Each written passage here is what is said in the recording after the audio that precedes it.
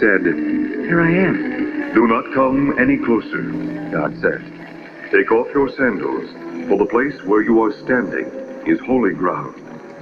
Then he said, "I am the God of your father, the God of Abraham, the God of Isaac, and the God of Jacob." At this, Moses hid his face because he was afraid to look at God. The Lord said, "I have indeed seen the misery of my people in Egypt. I have heard them crying out because of their slave drivers, and I am concerned about their suffering. So I have come down to rescue them from the hand of the Egyptians, and to bring them up out of that land into a good and spacious land, a land flowing with milk and honey, the home of the Canaanites, Hittites, Amorites, Perizzites, Hivites, and Jebusites. And now the cry of the Israelites has reached me, and I have seen the way the Egyptians are oppressing them. So now go, I am sending you to Pharaoh to bring my people, the Israelites, out of Egypt." But Moses said to God, "Who am I that I should go to Pharaoh and bring the Israelites out of Egypt?" And God said, "I will be with you, and this will be the sign to you that it is I who have sent you. When you have brought the people out of Egypt, you will worship God on this mountain."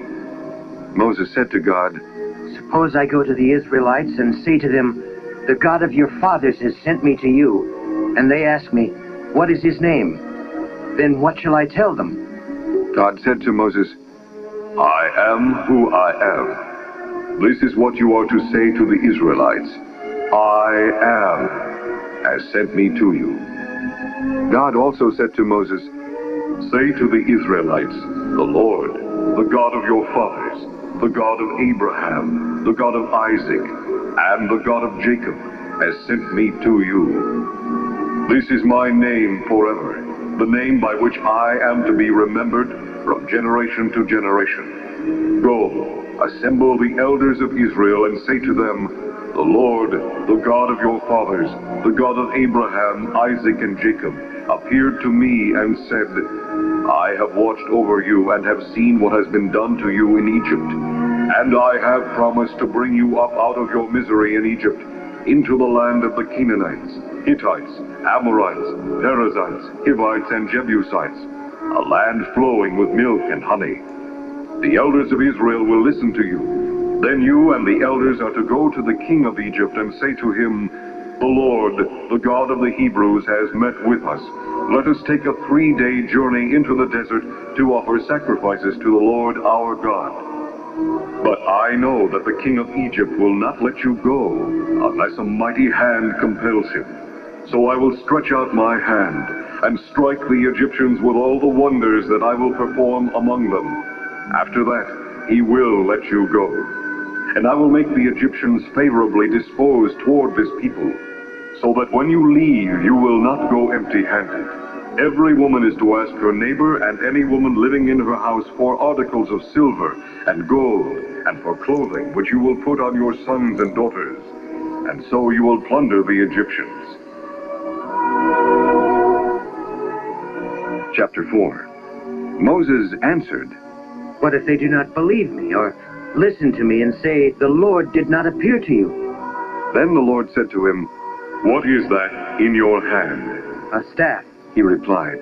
The Lord said, "Throw it on the ground." Moses threw it on the ground, and it became a snake, and he ran from it.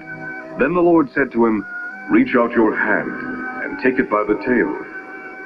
So Moses reached out and took hold of the snake, and it turned back into a staff in his hand.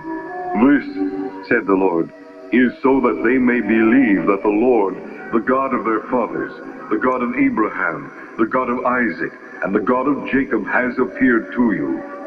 Then the Lord said, "Put your hand inside your cloak." So Moses put his hand into his cloak, and when he took it out, it was leprous like snow. "Now, put it back into your cloak," he said. So Moses put his hand back into his cloak, and when he took it out, it was restored like the rest of his flesh. Then the Lord said, "If they do not believe you or pay attention to the first miraculous sign, they may believe the second.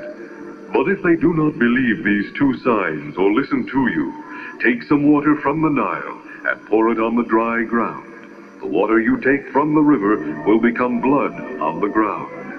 Moses said to the Lord, O Lord, I have never been eloquent, neither in the past nor since you have spoken to your servant. I am slow of speech and tongue. The Lord said to him, "Who gave man his mouth?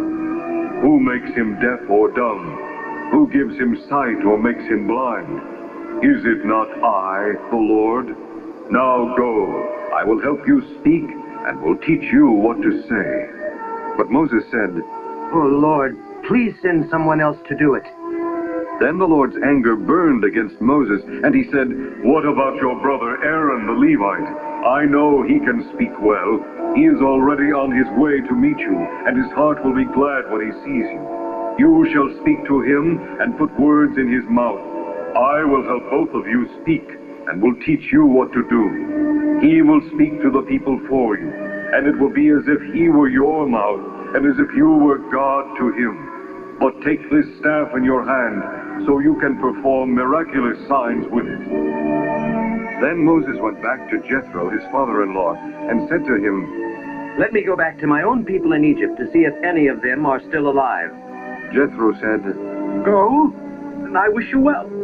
Now the Lord had said to Moses in Midian, "Go back to Egypt, for all the men who wanted to kill you are dead." So Moses took his wife and sons, put them on a donkey, and started back to Egypt, and he took the staff of God in his hand. The Lord said to Moses, "When you return to Egypt, see that you perform before Pharaoh all the wonders I have given you the power to do. But I will harden his heart so that he will not let the people go. Then say to Pharaoh, 'This is what the Lord says. Israel is my firstborn son, and I told you, let my son go, so he may worship me. But you refuse to let him go, so I will kill your firstborn son.'" At a lodging place on the way, the Lord met Moses and was about to kill him. But Zipporah took a flint knife, cut off her son's foreskin, and touched Moses' feet with it. "Surely you are a bridegroom of blood to me," she said. So the Lord let him alone. At that time she said, "Bridegroom of blood," referring to circumcision. The Lord said to Aaron, "Go into the desert to meet Moses." So he met Moses at the mountain of God and kissed him. Then Moses told Aaron everything the Lord had sent him to say, and also about all the miraculous signs he had commanded him to perform. Moses and Aaron brought together all the elders of the Israelites, and Aaron told them everything the Lord had said to Moses. He also performed the signs before the people, and they believed. And when they heard that the Lord was concerned about them and had seen their misery, they bowed down and worshipped.